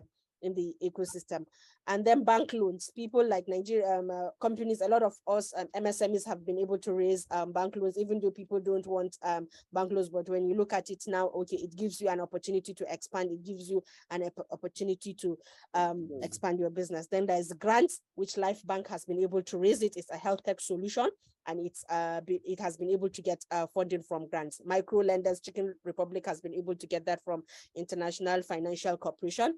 And then incubators and accelerators. So some places like, okay, Ventures Park, they have funds with them, and they're able to give, they are able to infuse in the startups. So, and the benefits of getting your business funded is increased valuation of your business. It helps you to increase your valuation, increase credibility. And above all, aside from the money you get from these people, it's because they're giving you they are taking equity from the business. So they are part of it. They give you access to resources. They give you access to expertise. They give you access to a lot of opportunities that will make your business grow. So, and also it's an ability to grow and scale. If you are operating in Kano, you can operate in Lagos because you have been able to get more funds to market, to reach more people and wider audience, and it's to reduce risk. Instead of one person to say, okay, it's just a funds of one person, now it's a funds of maybe 2-3 people, and it's reduced financial risk. So these are the few things that I would quickly shared with you. And I hope that, okay, you will get yourself prepared to be able to access, to raise funds and grow your businesses. Be a doer, not just a dreamer. Thank you very much. And I hope I am on the hour. Thank you very much. I think you've really tried. We're a few minutes past, but I think it's really great. Thank you very much. I think you've done justice to the topic. I don't want to spend much time reiterating what you've mentioned, because I know people have quite a number of questions. Some of the key things that you've mentioned, which are very important, I think those key questions, really, you have to ask yourself, who are, first of all, your target customers? How will you generate revenue? What are your expenses? How much money are you looking to raise? So all these key questions, I think it's key, especially as we're saying, those that are aspiring to be entrepreneurs, you have to think about these questions and it's not all about the ideas that you have in hand. You have to put things down. And you've mentioned, the different types of fundings that are out there, and also given examples of the different companies that have benefited from all these opportunities, which means, they are there. Equally, you could also benefit from these opportunities, and also the benefits you've mentioned, the benefits of getting your business funded. It's not all about reiterating what has been mentioned by the DG and Faiz, as well as Jega, that it's not all about you thinking that it's going to be just a one-person, business. You have to bring people into into the sphere. So a number of opportunities are there, a number of advantages are there, that includes increased credibility, valuation, that ability to grow, and quite a number of other benefits as well. And so our first speaker would be Mr. Mohammed Jega. And Mr. Mohammed Jega was here with us some time ago, where he did talk about blockchain technology. I'm not sure what happened with what happens with Pi now. But it's good to have him back again with us today. A little bit introduction of Mr. Jega. I do apologize, and it's the same with all our presenters, all our panelists today. I've tried to cut the CVs down. Always I receive quite a number of pages of CVs. So briefly, Mr. Ibrahim Jega is an accomplished, highly organized project manager and business developer with about 20 years of experience. He is a serial tech entrepreneur, a startup advisor, as well as a mentor, a fintech expert, blockchain advocate, an international partner, World Business Angel Investment Forum, an official member at Forbes Business Council, and director at Silicon Valley-based Founder Institute. That's quite a lot of achievement there. Mohammed co-founded Dominion Blockchain Solutions, a distributed ledger technology company which provides blockchain as a service solution. He is a director at WorkPay, which is an online payment processing company, and also a director at VDP Money, which is a challenger bank. He is equally the Chief Marketing Officer at M Academy, an e-learning platform with the vision to get quality and affordable learning at fingertips of every Nigerian. He's also a founder of Startup Arewa, which is a platform designed to build a sustainable northern tech ecosystem and unlock the potential of the region. He's received quite a number of awards, such as the winner of Africa's Entrepreneur of the Year 2020 by the Tech Times African Influencer Award, and a number of other awards. So, Mr. Jega, thank you very much for honoring our invitation. I'll give you about 20 minutes for your talk. And as I've mentioned, his talk would focus on entrepreneurship mindset. So what does it really mean and how can we hone that entrepreneurship mindset? Thank you. 20 years trying to undo the mindset I was taught in school. So getting good grades, falling into the line to get a good job, looking back, it frustrates you to how teachers were concerned with students getting good jobs.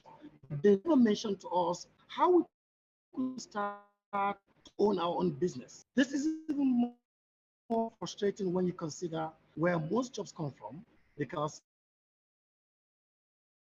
people who decide to carve their own path, start a business, and employ others. So now, but first, what does it mean to have an entrepreneurship mindset? Because it's a set of beliefs, a thought process, ways that you view the world that drives that entrepreneurship behavior. Because typically, entrepreneurs believe it's possible to improve their life situation and life from its own terms. And they also believe in that ability to learn, grow, adapt, and succeed. So a mindset of a successful entrepreneur is different entirely from the mindset of a traditional worker in many ways. For example, a traditional worker needs to earn more money. They'll often brush up their resume, package their CV, look for a different paid job. But however, someone with an entrepreneurship spirit will look for a way to earn money by starting to grow a business. So the power of that entrepreneurship mindset is obvious when you think about it. Entrepreneurs succeed because they think, they act, they view the world different from most people. That's why they succeed. They take risk. So there's so many reasons why an entrepreneurship mindset matters. For example, developing an entrepreneurial mindset can help you reduce doubts, fear, anxiety that somebody is going to fire you tomorrow. You are your own boss. That's doubt whether it's going to happen. You've taken the risk. But it can help you also to drive action. You want results. You just want to deliver. You want to succeed. You want to fly. It can give you focus. Where do you see yourself in the next 2 years? Where do you see yourself in the next 5 years? You set targets for yourself. Growth. You know the journey. I have seen a lot of entrepreneurs joining this program. Excited. Congratulations, guys, for coming to this program. So these guys, I'm speaking to those of you who I know who are in this program now. How do you see yourself? Like where you're coming from school and where you are now. So in short, an entrepreneurship mentality is the foundation of a business success. So now let's explore, how do entrepreneurs think? Having an entrepreneurial mindset will allow you to think, act, perceive the world differently from an average worker, setting the foundation for success. But know that you cannot develop an entrepreneurial mindset overnight. By understanding, you have to do a certain way by understanding some key entrepreneurial skills and that you can watch your behavior and learn how to think like an entrepreneur.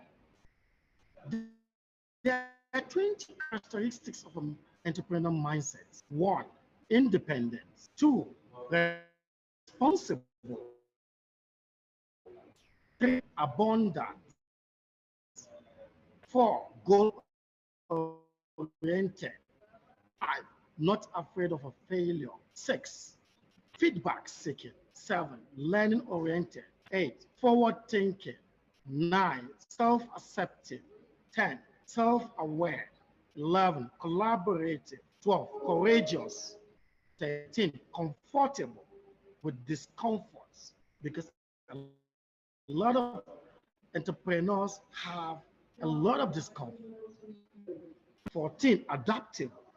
15, problem solving. 16, driven and tenacious. 17, focus. 18, action oriented. 19, decisive. 20, risk taker. So these issues that we need to understand, build up that kind of mindset, because entrepreneurship is not a position, but it's an attitude. There are two important types of entrepreneurs. There's a necessity entrepreneur and there's an opportunity entrepreneur. You need to ask yourself, where do you fall in this category?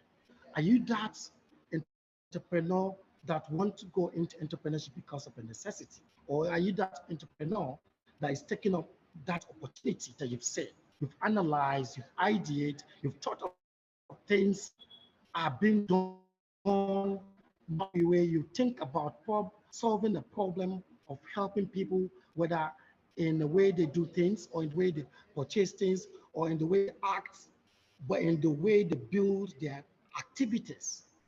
You need to ask yourself about that. I always talk about this, that we know Nigeria is the most populous country in Africa. Our numbers is the selling point, and our wealth is in our human capital. There's a lot to do to be able to. So it's like a foundation garden is that fertile land for entrepreneurs. We have so many problems that we can solve, either using technology or using our solution and products that we drop there into the markets. Boom, of our numbers. A lot of our people that come around, they say, oh, when they come to Nigeria, they see money on our heads, those numbers that we see. But we that inside, we don't see that money. So there is a lot to do because of time. I won't be able to do that. I'm just trying to make sure that I get the key points so that we can be able to understand what it is and get the grab of this meeting, because we have other resource persons that are going to share their own. One interesting thing that you know is you've mentioned, you did talk about the mindset of a traditional worker, where all their aim is really to graduate, get their CVs, apply for jobs, and just be getting salaries. Whereas in terms when you're talking about the entrepreneurship mindset, really you're not just looking at getting employed, but rather you're thinking about coming up with solutions to real life problems, where during that process you also get to employ other people. You've talked about a number of characteristics for one to have an entrepreneurship mindset, or for the entrepreneurs. Things like being independent, being responsible, and also that urge to get feedback always in order to improve what it is that you're doing. Of course, that's being able, or that courageousness where you're not really scared. Unlike when you're talking about the traditional worker, so someone is scared really whether they're going to be laid off. I've talked about the need for being adaptive, tenacious, agile, as well as decisive. So I think these are very, very key characteristics that you've mentioned. Unfortunately, we're not able to pick out quite a lot of the interesting things that you're saying. Probably maybe towards the end of the session, maybe your network might be better, or when we're at the Q&A sessions, we might be able to keep in to provide some of your experiences as well. So I do apologize for cutting you short. Thank you very No much problem, for doctor. sparing Thank you time. so much. Thank you so much. Thank you so much. Yes. I just want to give a last Thank you. message to them. They don't need, as an Right. entrepreneur, you don't need to be best at everything. Concentrate your resources on being the best at the most important thing that will determine your worth and future. Right? Did you get that? Well, I don't know if Dr. Yakub, did you get that? I think I've missed a few things. Okay, I couldn't. I said, okay, I said, as an entrepreneur, you don't need to be best at everything. Concentrate your resources on being the best at the most important thing that will determine your worth and future, right? And one important thing, key to success is confidence. An important key to self-confidence is preparation. But when success means preparation, it's that word of opportunity. So then we need to start that. Thank you so much for having me, and I wish you a very fruitful session today. I'm so sorry for the odd. I'm so sorry. I apologize for the network, but I believe I can do better. It's really hot here, you Unfortunately. know. Until 4 hours ago, I was where there was a best network, but I'm so sorry. I'm back It's all home right. already. You don't have to apologize. Thank you very much again. We really appreciate it. Thank you. And hopefully you would be here towards the end where we have the Q&A session. I'm sure I can see already people are raising their hands. I'm sure there would be a number of questions. So thank you once again. Right. I think we'll move on to Banjida Muhammad to unmute yourself and ask your questions. If you could be very straight to the point, that would be great. Thank you. Assalamu alaikum warahmatullahi ta'ala wabarakatuh. Can you hear me? Yes, we can. Okay, good evening to all the participants in the platform. May Almighty Allah reward and the presenters of this paper for this your transformation that is going. I have one question. Please, I need more explanation or deep explanation concerning 10,000 hours of practice. I may hope my question. All right. Clearly. I think Dr. Tariq, maybe you will take the questions, right? Then they can answer them. Yeah, let's take all the questions. We will finish on time. Yes, okay. So next we have Dr. Yusuf Illo. Dr. Yusuf, can you unmute yourself and ask your question? All right. Assalamu alaikum. First of all, I would like to thank the presenters for the very wonderful presentation, most especially Dr. Shadi. I know of his tight schedules, Faiz, as well as Maryam, which I believe on a very short notice. I had wanted to throw a question each to the panelists, but yeah, I don't see Dr. Shadi here, so probably maybe to the two of the panelists. Jega is also the. No, we don't need to bother about him. He's always. Dr. Shadi just is he back? Just go back. Yes. All right, that's fine. So probably I'll want for him.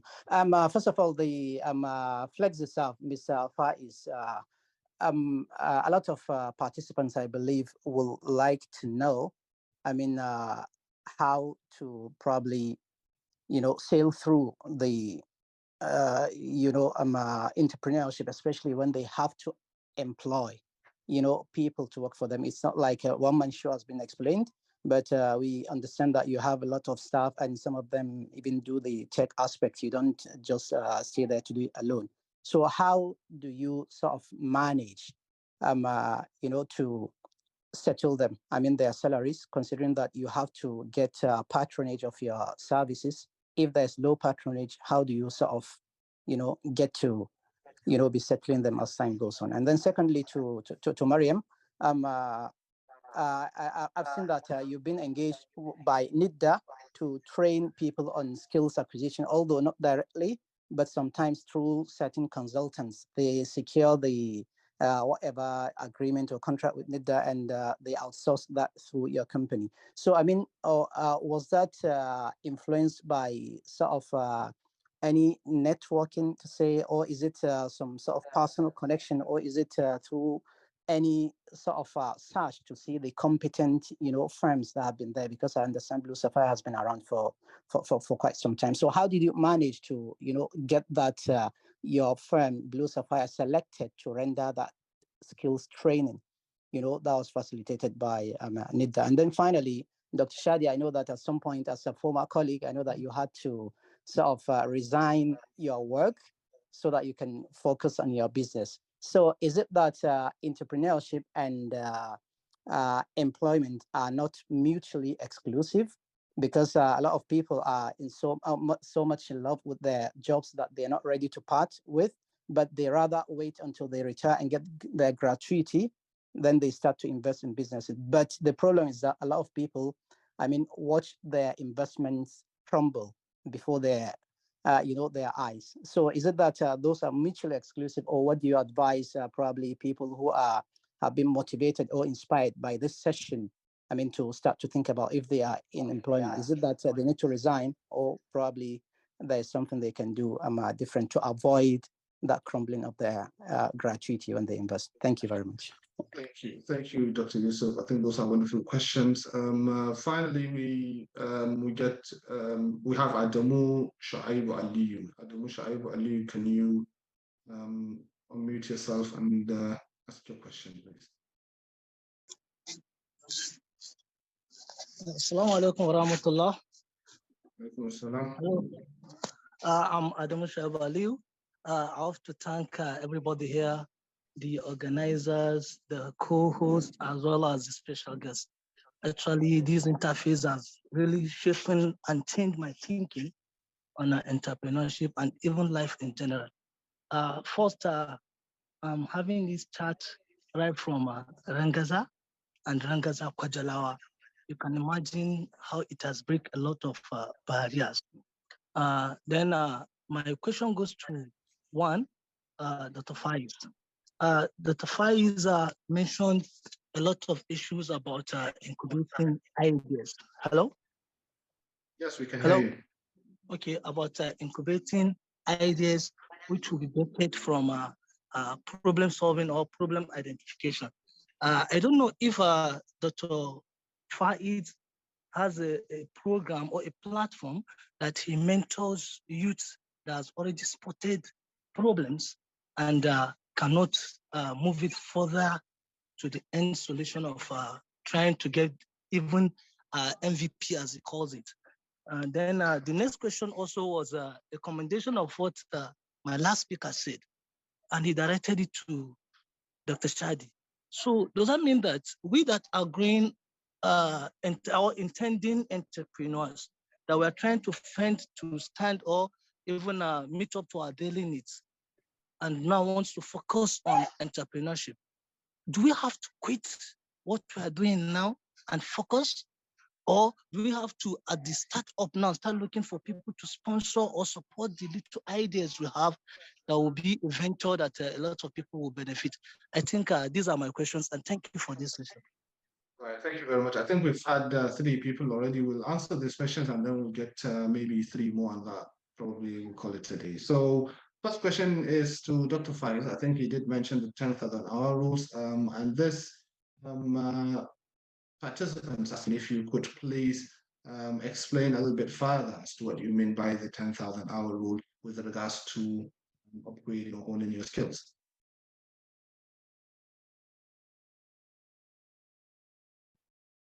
Hello? Yes. Hello?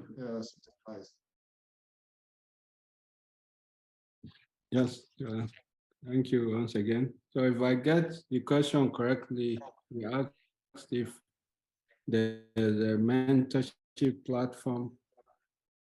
So there's a first question which asked about 10,000 hour rules. When during your presentation you did mention the need to have at least 10,000 hours in order to be excellent in what you do. So the first participant asked if you could explain this a little bit more.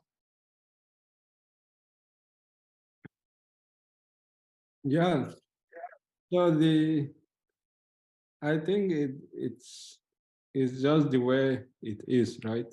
You have to practice and practice and practice. So to give you example with programming, which does, my background, when I was learning programming, there wasn't, day or night, specific time that, I don't do it casually and so on, right? So it's something I was so engrossed into, I can spend uh, maybe uh, 15 to even 20 hours a day programming. At some point, the only thing that will make me live that is maybe food or prayers and so on. So, and really, if think even Malcolm Gladwell in his book, The Outliers, he gave so many examples, Bill Gates, and so on. You have to keep doing these things like until you can't even count, how much time are you spending in doing that. And before you get to know it, you become so proficient in what you are doing. So that if you want to be like a writer, right, you have to keep writing. There's no shortcut to it where you are too maybe lazy about it. You do it once in a blue moon and so on. So that doesn't work. So I think it's very straightforward. Just it's as it is stated, right? You have to, you have to keep doing uh, practicing for as much as you can until if you are good, if you become excellent at something, you don't need to wait for anyone to examine you. You will know yourself, right? So that's what it simply means. There's no laziness about it. You have to really practice as much as possible until you are.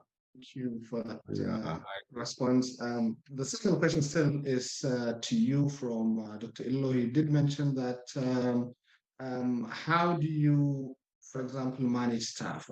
If sometimes, say, for example, if you think about salaries, maybe it would have to depend on the patronage of your business. So how do you go about that?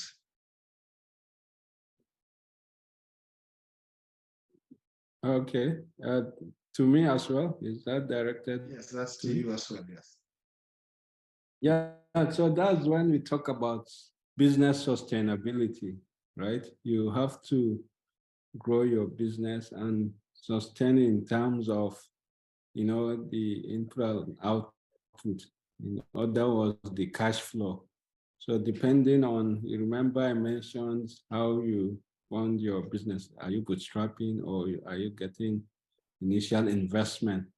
So if it's you have like capital, then it means you have your runway before that capital ends. You are trying to get to a sustainable level where your income is able to, should be, of course, greater than your expenditure. So that means you're sustainable. So in terms of, that aspect, the financial aspect, that's the overall goal. How do you get to that?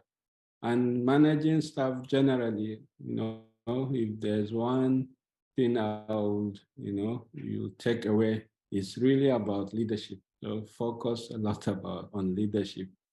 As as the company grows, you work with different people with different backgrounds and understanding. So that's, in a summary, because of time, I think leadership is all about it. Yes, I think while you are here, there's a question that was addressed to you with regards to whether you have any platform for mentorship. So currently, I just seize opportunity, for programs like this. I do provide mentorship. One of the key ones I do currently is Founder Institute Abuja, where founders there are different programs for founders, and we provide mentorship and any other. I don't like have my own program specifically, also and then there are of course some that are not maybe on one-to-one basis where if there's opportunity to mentor. So but something I'm passionate about, but my full-time job is FlexiServe now, so I just see opportunities for people that are already doing it, and I come in and share my own experience. Thank you very much. We might have other questions probably later on. Next question that we had was to Maryam from Dr. Illo as well, where he talked about how you were able to, so was it through networking, if I could remember that he mentioned you were able to get some, was it training? Dr. Yusuf Illo, you mentioned, right? Training for your company. Probably you've make a note of that question, Mrs. Maryam. Are you here? Okay, hello. So basically is more of recommendation and networking, and just like today I have attended this event and you have seen what I've spoken about. So in case you have seen someone with an opportunity of job that he needs it to be implemented, and you have seen it aligns with what we are doing, so you can recommend and I would gladly participate. So that's just how it really works. More or less networking as well as referrals or recommendations. Yeah. Thank you very much. And then we've got two, well, more or less the same question to Dr. Shadi, which asked entrepreneurship and employment, are these mutually exclusive? So if someone wants to start a business, should he quit his job, or what do you suggest? Dr. Shadi, is he here? We might have lost him. What about Mr. Jega? Is Mr. Jega here? Answer this question. Is back. I think he looked out and come back. Okay, hello? Okay. So, yes, okay, yeah, yes. Did you hear the question? Yes, I did. I would like to say very quickly that entrepreneurship, I will be very extreme on this, is a full-time job. And as such, you could either be working in the private or public sectors. And if you're working in the private sector, I think you're working for an entrepreneur or an established, organized private sector player. And as such, you should ask yourself, are you up for a 9-to-5, or are you up to actually living your dreams by, implementing that idea that you have? A lot of people ask these questions all the time, thinking that, yes, you could multitask between your job and a business, and that's if you're running a business. But entrepreneurship is different from a business. A business is a kind of simplistic, idea of making money from either trade or other things. However, entrepreneurship is going the whole hog of solving a problem. And in my view, it's very, very difficult to succeed full blast as an entrepreneur if you think that you might be able to do this and that, you're working, you're an entrepreneur. I think they might conflict at the end of the day. I take an extremist idea to look, entrepreneurship is, a full-time job, take it as it is. You can run your job as a government worker, or you work for somebody and have a little kiosk by the side, have a little laundry, do stuff. That's just running a business. It's not really entrepreneurship. So I think these are, questions that, are qualified to become topics in themselves. And like I said, I apologize because I take the extremist, option of going full blast entrepreneurship. Thank you. Right, thank you very much. I think we have a few comments.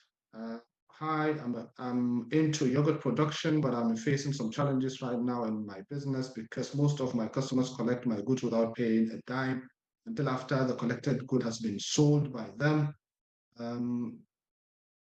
Sorry, I've got a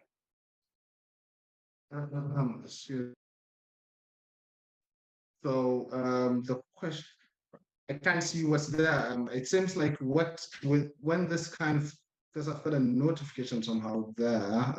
This kind of attitude, my business is shaking. Please, someone should advise me on how to maintain my business. Thank you. This is from Abdurrahman from Jigawa State.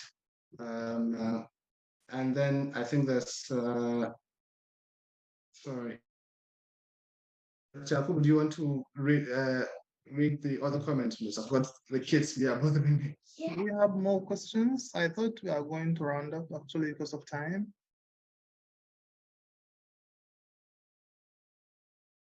Yeah, let me see. I'm looking at the charts. If there are more questions, we can take a few, but we're already out of time. Perhaps the discussion can continue on our Telegram page like we normally do. So if you are not there, you can join. Of course, usually we used to open the group after each session in case you are not able to ask your questions. So you can ask the questions in the group and most probably it will be responded to.